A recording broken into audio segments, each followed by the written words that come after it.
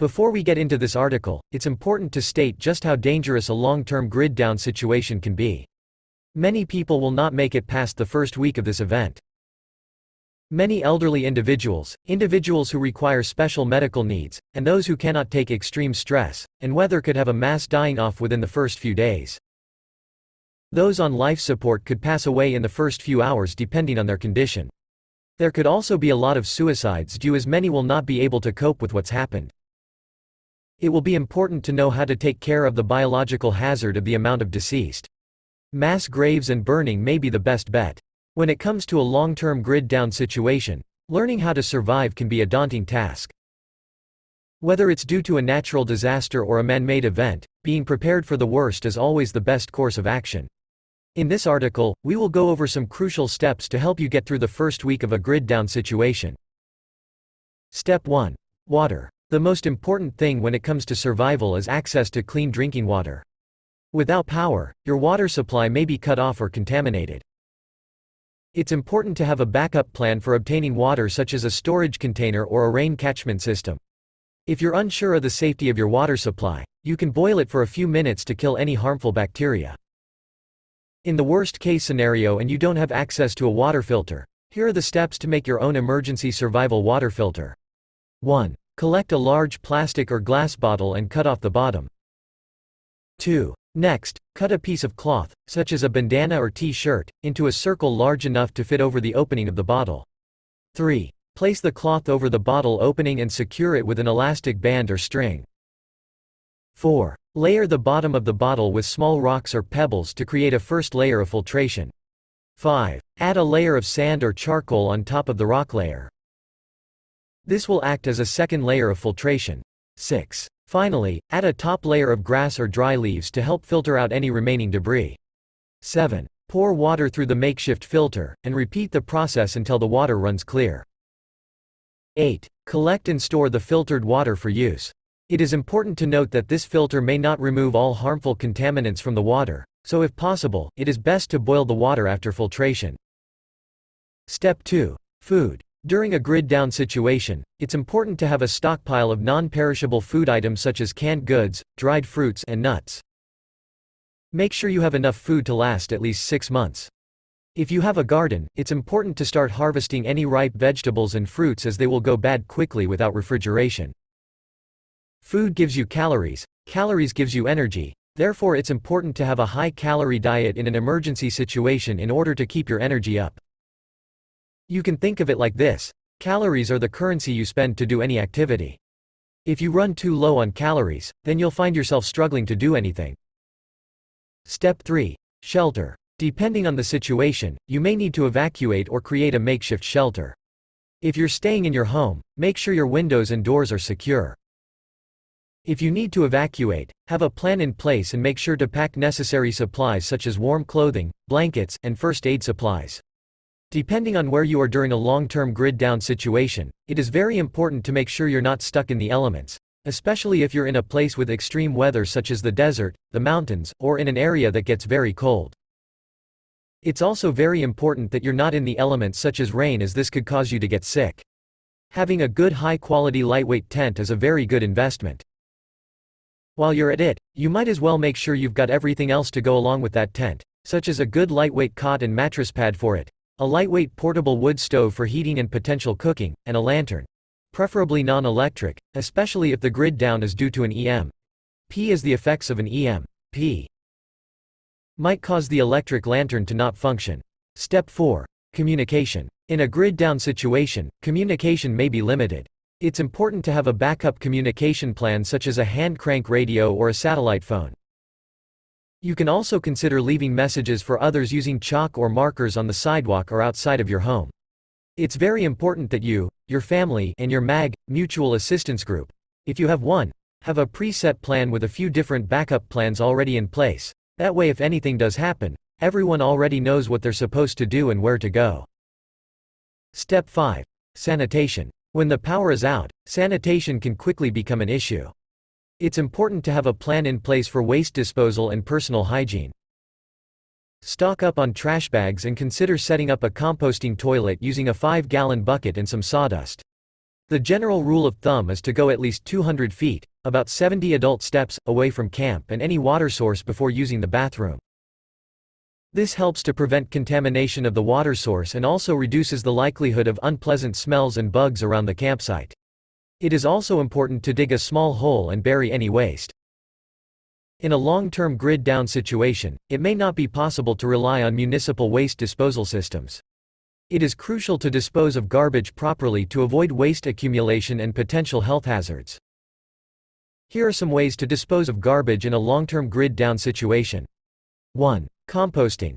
Organic waste such as fruit and vegetable peels, eggshells, and coffee grounds can be composted to create nutrient-rich soil for gardening. You can create your composting bin or purchase one. 2. Recycling. Many materials can be repurposed or recycled. Identify which recyclable materials are available in your area and find ways to recycle and reuse them. 3. Incineration. Burning non-recyclable waste in a safe way can be an option if you have enough burner fuel. It's essential to follow fire safety protocols when using this method. 4. Burial. Some waste, such as paper and other biodegradable materials, can be buried in a designated spot, preferably away from any water sources. 5. Reuse. Before throwing something away, consider whether it can be reused in any way. In summary, managing garbage effectively in a grid-down scenario requires individuals to think creatively and adopt sustainable practices that prioritize the environment and public health. Step 6. Medical needs. It's important to have a first aid kit on hand with essential supplies such as bandages, antiseptics, and medication. If you or someone in your group has a chronic medical condition, make sure you have enough medication to last at least a week. It's important to have an advanced professional first aid kit, which should contain the following items but not limited to.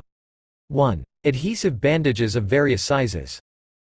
2. Sterile gauze pads. 3. Medical tape. 4. Elastic bandages. 5. Triangular bandages. 6. Sterile eye dressings. 7. Sterile saline solution or water for cleaning wounds.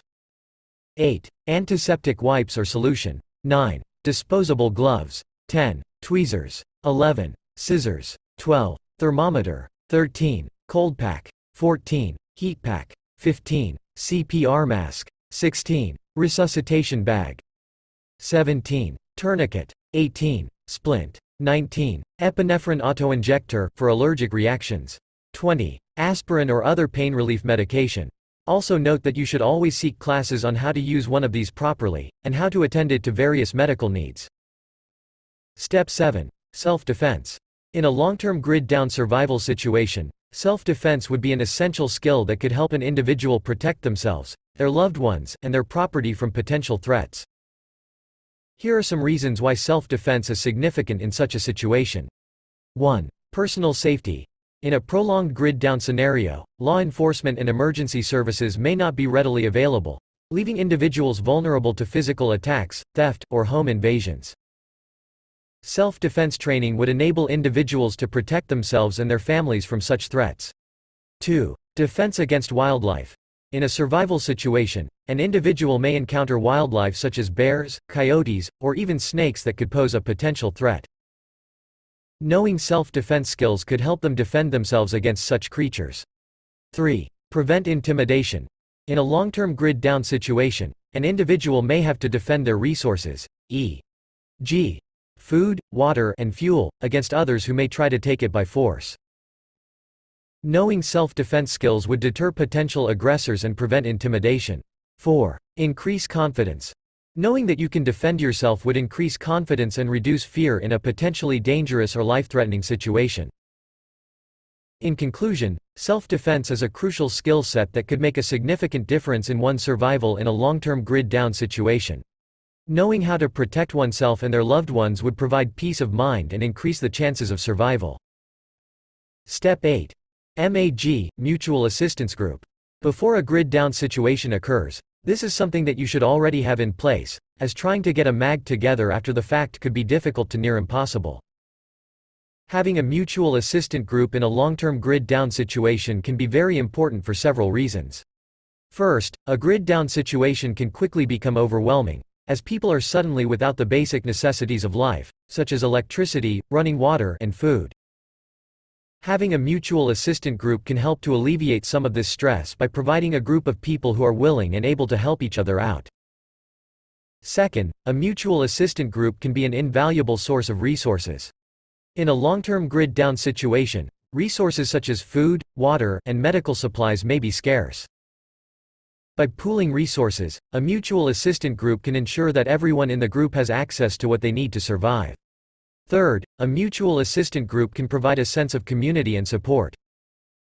Being in a grid-down situation can be isolating and scary, but knowing that you have a group of people who have your back can make all the difference in the world. Finally, a mutual assistant group can help to ensure the safety and security of its members. In a grid-down situation, crime and violence may increase, and having a group of people who are looking out for each other can make it less likely that any one person will be targeted.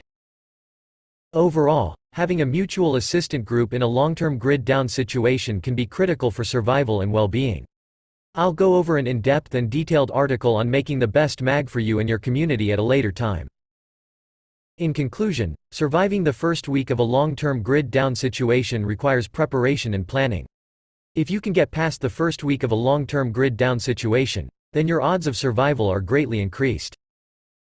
Ensure that you have access to clean drinking water, non-perishable food items, a secure shelter, backup communication, proper sanitation, and essential medical supplies. By following these steps, you'll be better equipped to handle whatever the situation throws at you.